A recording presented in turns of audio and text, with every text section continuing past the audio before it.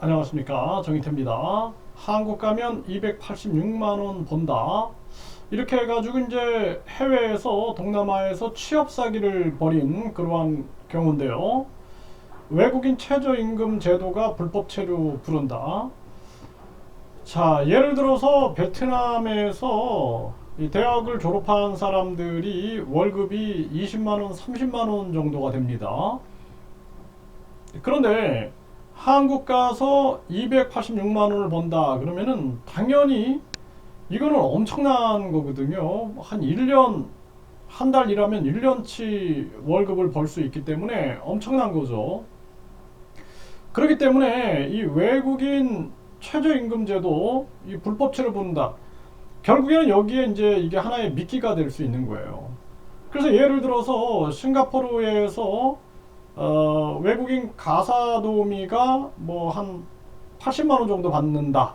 그런데 한국에서는 200만 원 이상 준다. 그러면은 당연히 한국 쪽으로 향하게 되는 거죠. 그런데 그 중간에서 각종 사기꾼들이라든지 브로커들이 개입해가지고 결국에는 통로를 이용하고 불법 체류를 하게 되고, 불법 체류 상황에서도 최저임금이 또 적용되기 때문에 이 계속 악순환을 불러올 수 있다라는 것입니다.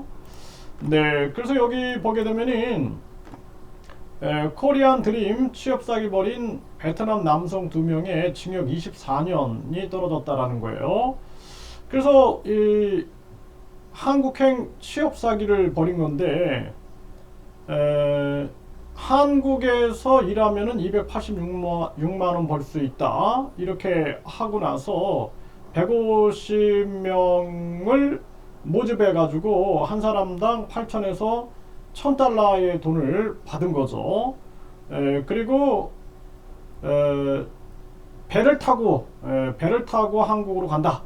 이렇게 얘기를 하고, 그 다음에는 또 500만 동은 건강 검사 비용, 500만 동이면 한 25만 원 정도, 그리고 승선료, 네, 또 한 300달러 정도를 또 받은 거죠.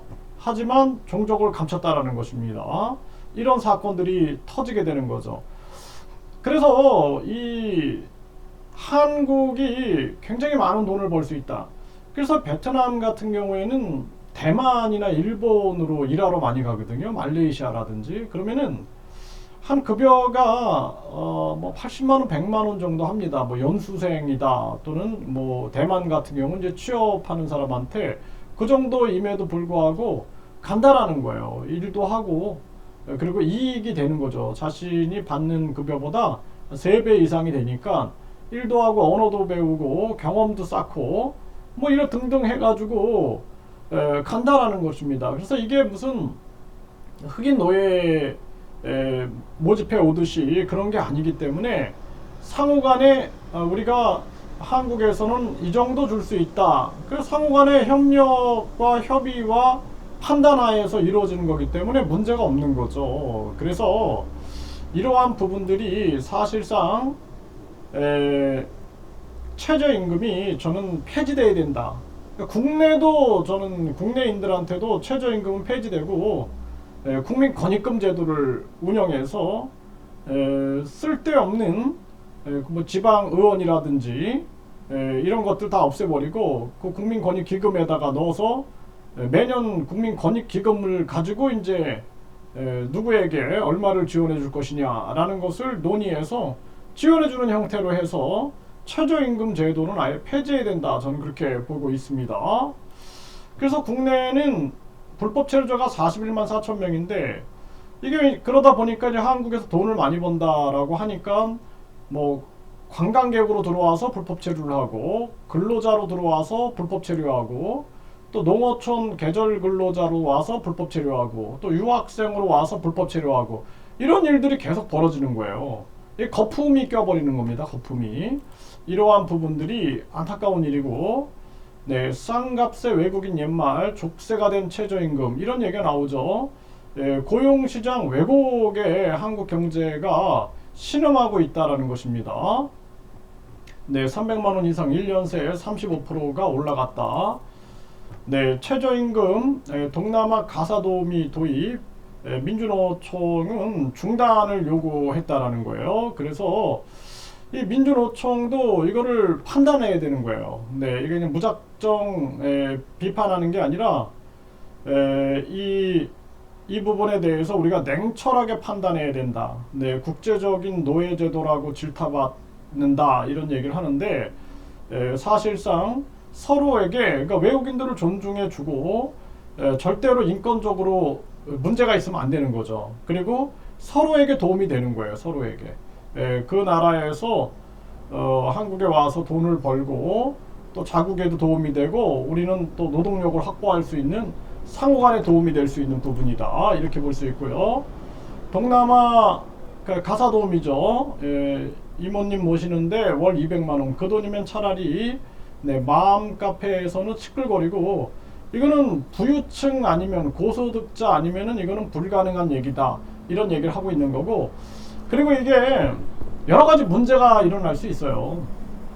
쉬운 문제가 아닙니다. 네, 그래서 여러 가지 뭐 갈등 문제, 뭐 심지어는 가정에서 생활하면서 절도, 또 아동 학대, 또 뭐 성추행 문제, 뭐 등등 다양한 문제가 생길 수 있는 게 이러한 문제이기 때문에 쉽게 생각할 문제는 아니다.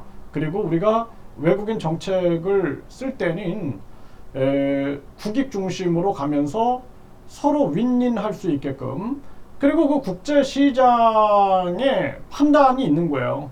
그래서 동남아만 가봐도 완전히 뭐 일본이라든지 유럽이라든지 호주라든지 네덜란드라든지 뉴질랜드라든지 이런 데서 많은 나라에서 이미 근로자들을 채용해 가려고 여기서 경쟁이 붙습니다. 네, 그래서 단순하게 한국만 생각할 문제는 아니에요. 그래서 동남아 가보면은 뭐 일본어 학원, 한국어 학원 굉장히 많습니다. 일본어, 뭐 영어 학원 해서 이러한 사람들이 결국에는 해외로 나가려고 하는데 이게 이제 그 해외 국가들도 이 인력 시장이라든지 또는 이러한 데서 다양한 경쟁을 하고 있다라는 사실을 우리가 알아야 되는 거거든요.